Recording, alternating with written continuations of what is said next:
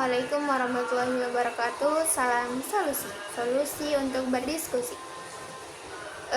Video selanjutnya saya akan menjelaskan tentang hak asasi manusia. Langsung saja ke pengertiannya, yaitu pengertian hak asasi manusia adalah hak dasar yang dibawa manusia sejak lahir dan merupakan anugerah dari Tuhan. HAM juga dikenal sebagai hak dan kewajiban warga negara yang termasuk dalam perubahan kedua Undang-Undang Dasar 1945 dan tidak dapat dipisahkan karena keduanya berkaitan erat. Hak dan kewajiban warga negara ini diatur oleh hukum dan harus dilaksanakan oleh rakyat atau warga negara. HAM dapat dibagi menjadi beberapa bagian, yaitu politik, ekonomi, sosial budaya, hukum, agama, dan pertahanan. Perkembangan hak asasi manusia. Pemikiran hak asasi manusia di Indonesia telah berkembang seiring dengan perkembangan hukum dan politik. Pada awalnya, hak asasi manusia dianggap sebagai hak yang diberikan oleh negara. Tetapi sejak zaman perubahan kedua Undang-Undang Dasar 1945, hak asasi manusia dianggap sebagai hak dasar yang dibawa manusia sejak lahir. Selanjutnya yaitu sejarah hak asasi manusia. Magna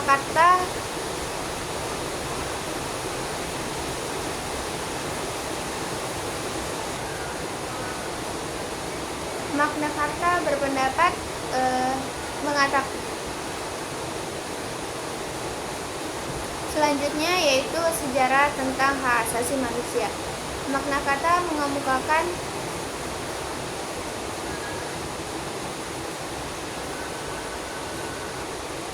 selanjutnya yaitu sejarah hak asasi manusia. Magna Carta yang dikenal sebagai hukum raja atau hukum kebenaran adalah sebuah dokumen yang ditandatangani oleh Raja Inggris John dan para nobelnya. Dokumen ini berisi 63 pasal yang mengatur hak rakyat dan kewajiban raja. Magna Carta dianggap sebagai salah satu landmark pertama dalam pengembangan konsep hak asasi manusia, karena ia menjamin hak dasar rakyat dan membatasi kekuasaan raja. Deklarasi Universal Hak Asasi Manusia tahun 1948, Deklarasi Universal Hak Asasi Manusia atau DUHAM, diadopsi oleh Majelis Umum PBB pada tahun 1948.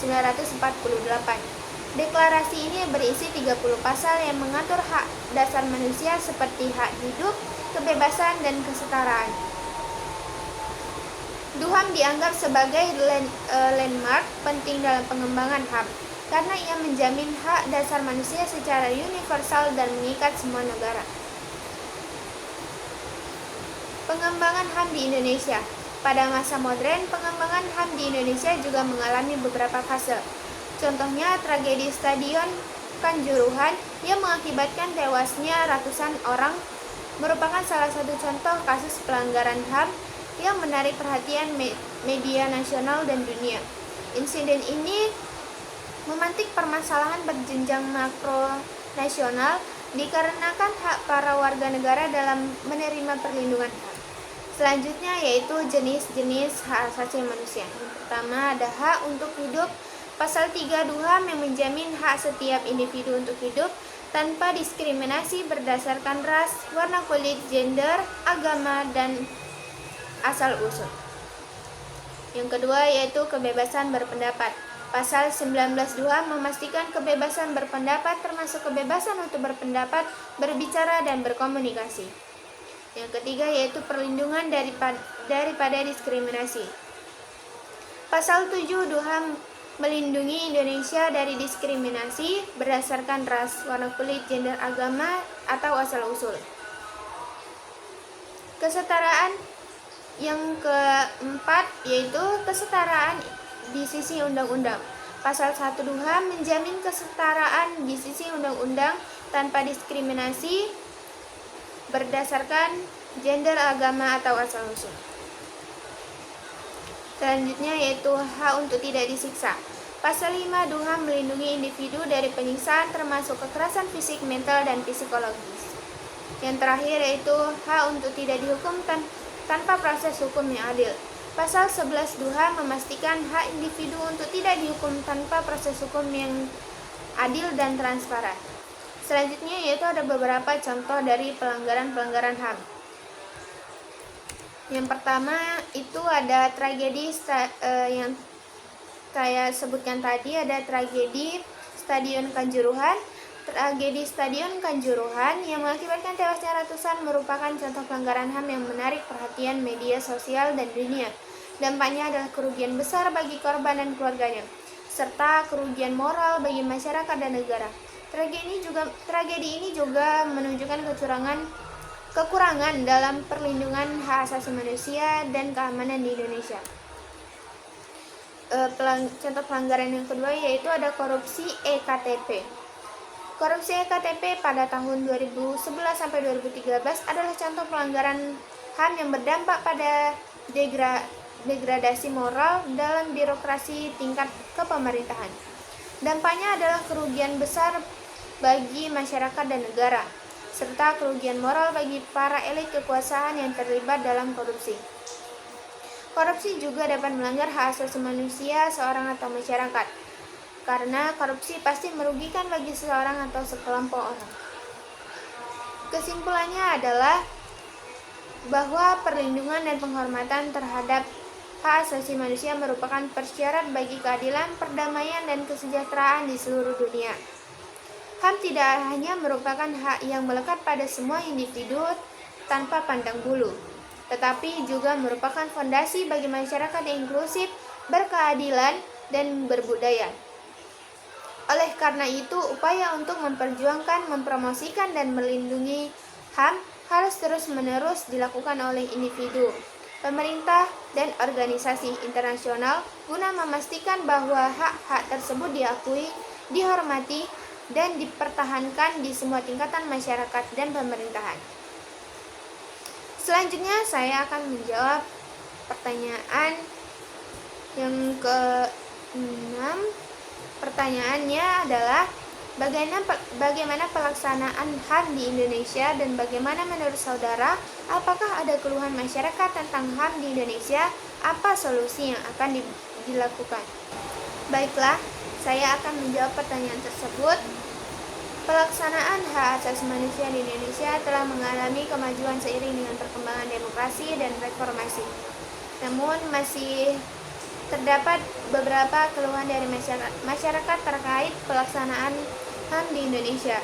Beberapa keluhan yang disampaikan antara lain yaitu pelanggaran HAM. Masih terjadi kasus-kasus pelanggaran HAM di Indonesia, baik oleh masyarakat umum maupun oleh pejabat negara.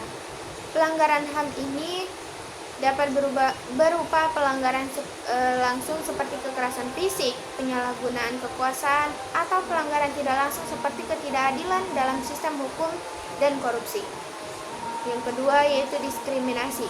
Praktek diskriminasi terhadap kelompok atau golongan tertentu juga menjadi keluhan masyarakat terkait pelaksanaan HAM di Indonesia.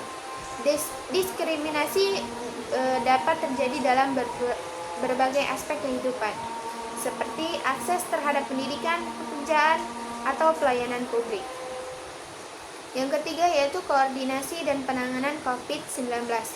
Dalam konteks penanganan pandemi COVID-19, terdapat keluhan terkait pendekatan dan kurang berperspektif HAM, dan rendahnya koordinasi antar kementerian dan lembaga.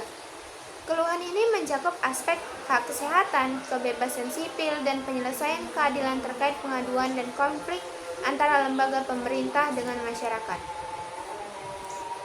Solusi yang bisa dilakukan untuk meningkatkan pelaksanaan HAM di Indonesia dan mengatasi keluhan masyarakat, beberapa solusi yang dapat dilakukan antara lain yaitu yang pertama, penguatan lembaga penegak hukum.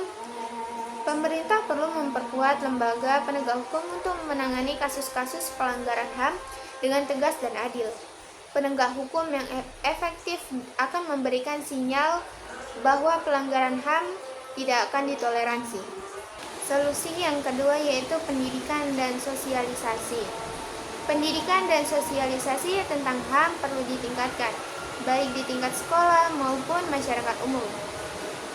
Peningkatan pemahaman tentang hak akan membantu masyarakat dalam mengenali dan melindungi hak mereka serta menghormati hak orang lain. Yang ketiga yaitu penguatan mekanisme pengaduan. Meningkatkan aksesibilitas dan efektivitas mekanisme pengaduan terkait pelanggaran HAM.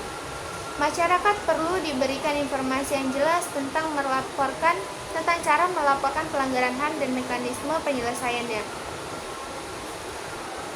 Yang keempat yaitu transparansi dan akuntabilitas. Pemerintah perlu meningkatkan transparansi dan akuntabilitas dalam pelaksanaan kebijakan dan penegakan hukum terkait hak asasi manusia. Hal ini akan memperkuat kepercayaan masyarakat terhadap sistem dan proses yang berlaku. Yang kelima yaitu pemberdayaan masyarakat. Mendorong partisipasi aktif masyarakat dalam pengambilan keputusan terkait HAM. Masyarakat perlu dilibatkan dalam proses perumusan kebijakan dan pengawasan pelaksanaan HAM. Yang terakhir yaitu penguatan kerjasama internasional. Meningkatkan kerjasama dengan negara-negara lain dan organisasi internasional dalam upaya memperkuat pelaksanaan HAM di Indonesia.